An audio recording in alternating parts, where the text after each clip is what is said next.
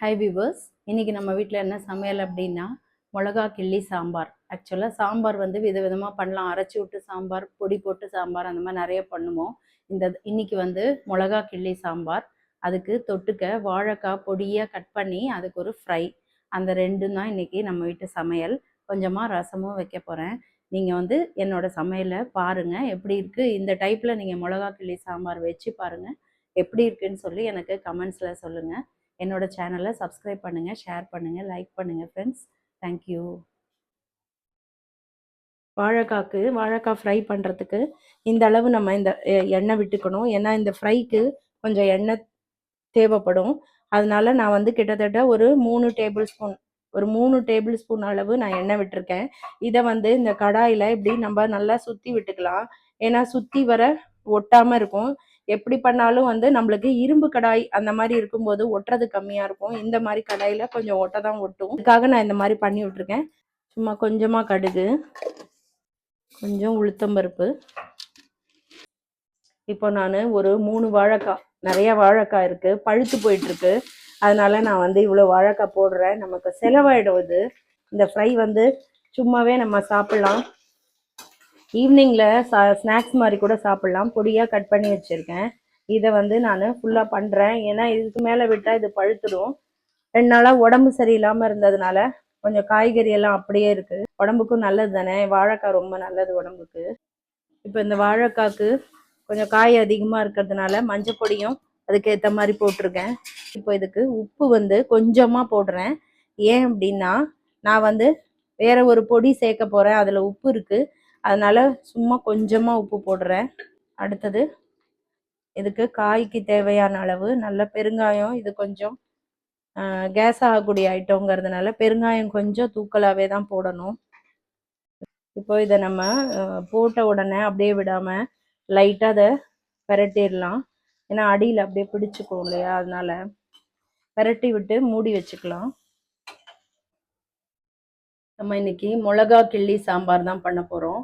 So இதுக்கு வந்து பருப்பு வந்து ஒரு 150 கிராம் பருப்பு வேக போட்டிருக்கேன். மஞ்சப்பொடி, பெருங்காயம், கொஞ்சம் நல்லெண்ணெய் விட்டுக்கலாம். விட்டால் கொஞ்சம் சீக்கிரமாக வெந்துடும்.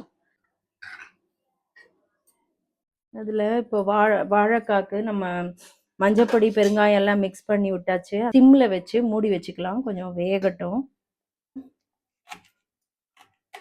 ஒரு 3 முருங்கைக்காய் இருக்குது, சின்ன சின்ன காய். அதை ஒரு 3 காய் போட்டுக்கிறேன். எல்லாமே வந்து நான் கொஞ்சம் உடம்பு முடியாமல் இருந்ததுனால சரியாக யூஸ் பண்ண முடியல. எல்லாமே நல்ல காய்கறி.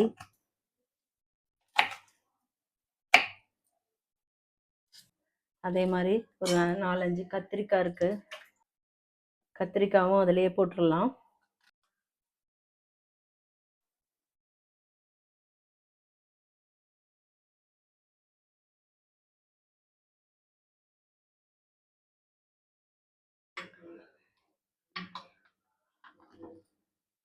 நான் வந்து இன்னைக்கு முருங்கைக்காய், கத்திரிக்காய் மட்டும்தான் போட்டு குழம்பு பண்ணுறேன். அதனால அது 2 மட்டும் போட்டிருக்கேன். இது வந்து பொரிச்ச சாம்பார், ஐ மீன் வந்து இந்த மிளகா கிள்ளி சாம்பார் அப்படின்னு சொல்லுவாங்க.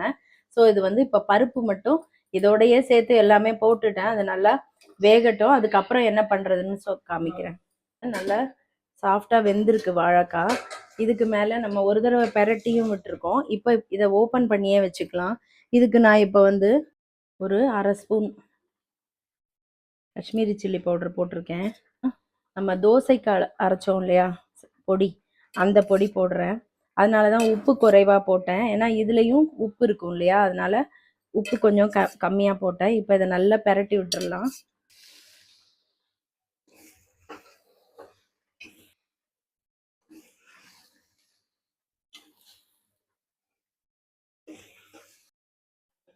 சாம்பாருக்கு ஒரு சின்ன லெமன் சைஸ் புளி வந்து ஊற வச்சுருக்கேன்.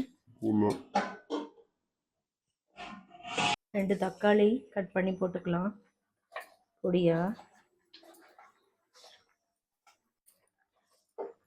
இந்த தக்காளி கட் பண்ணோம் இல்லையா, அதை சாம்பாருக்கு போட்டுக்கலாம்.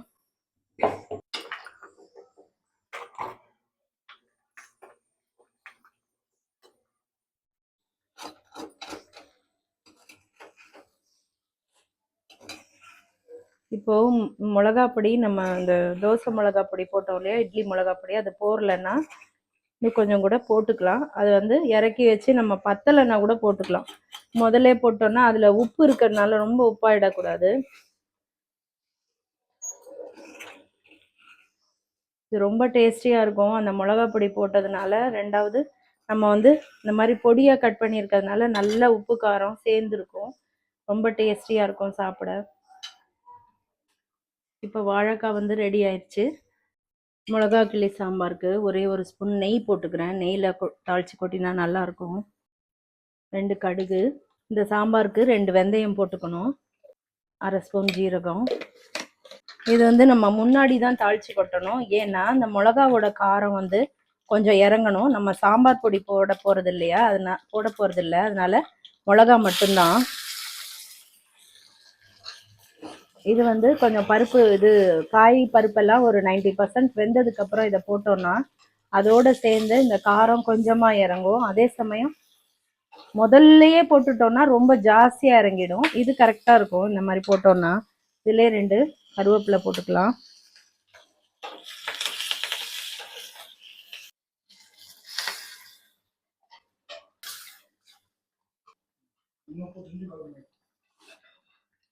சாம்பாருக்கு தேவையான அளவு உப்பு போட்டுக்கலாம். இப்போ அந்த காயிலையும் கரெக்டாக கொஞ்சம் உப்பு பிடிக்கணும் இல்லையா, அதே மாதிரி அதுக்காக பருப்பு வேகிறதுக்கு முன்னாடி உப்பு போட முடியாது. பருப்பு நல்லா வெந்திருக்கு. இந்த டைமில் நம்ம உப்பு போட்டுக்கலாம். இப்போ நம்ம ஊற வச்சிருந்த புளியை கரைச்சி விடலாம்.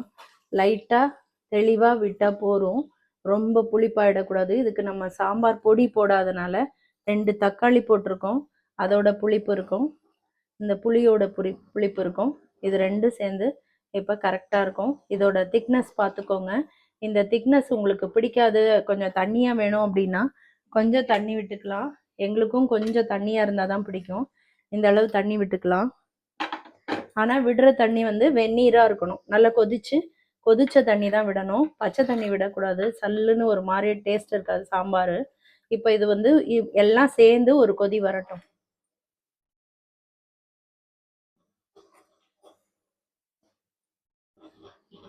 நீங்க எந்த ஊர்ல இருந்து என் வீடியோஸ் பாக்குறீங்கன்னு சாம்பார் இப்போ ஆயிடுச்சு, ஆஃப் பண்ணிடலாம். முருங்கைக்காய், கத்திரிக்காய், தக்காளி எல்லாம் போட்டு இது வந்து மிளகா கிள்ளி சாம்பார், ஆத்தூர் கிச்சலி சம்பா ரைஸ், வாழைக்காய் கறி, கொஞ்சமாக ரசம் பண்ணியிருக்கேன். ரசம் வீடியோ ஆல்ரெடி போட்டிருக்கேன் ஃப்ரெண்ட்ஸ், அதனால் திருப்பி சேம் டைப் ரசங்கிறதுனால அதை நான் போடலை. கொஞ்சமாக ரசமும் வச்சுருக்கேன். இதான் இன்றைக்கி எங்கள் வீட்டு சமையல்.